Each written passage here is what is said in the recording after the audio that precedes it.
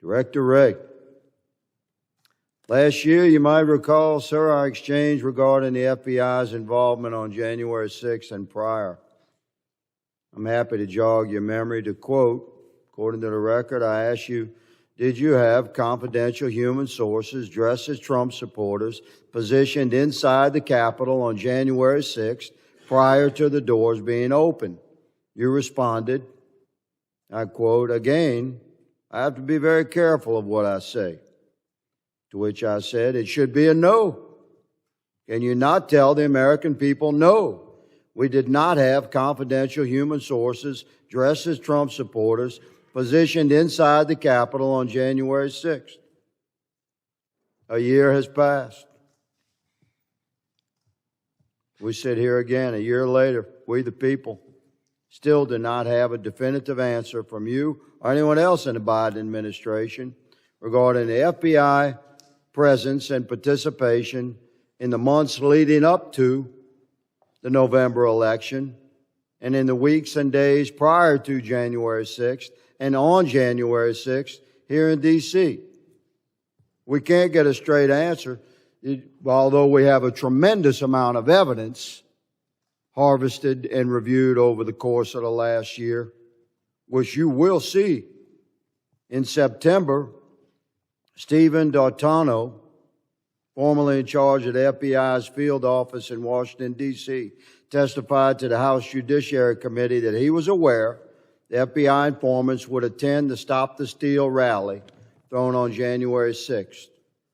You confirmed that the FBI had confidential human sources at the Stop the Steal rally on January 6th here in D.C., sir?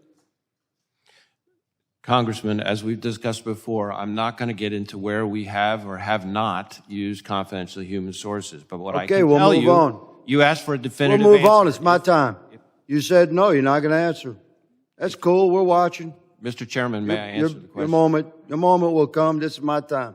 Earlier this year, an FBI informant who is reported to have, quote, his quote, under oath, marched to the U.S. Capitol with fellow Proud Boys members on January 6th, close quote. He said he was communicating with his FBI handler while people were entering the U.S. Capitol. Can you confirm that the FBI had that sort of engagement with your own agents embedded into the crowd on January 6th?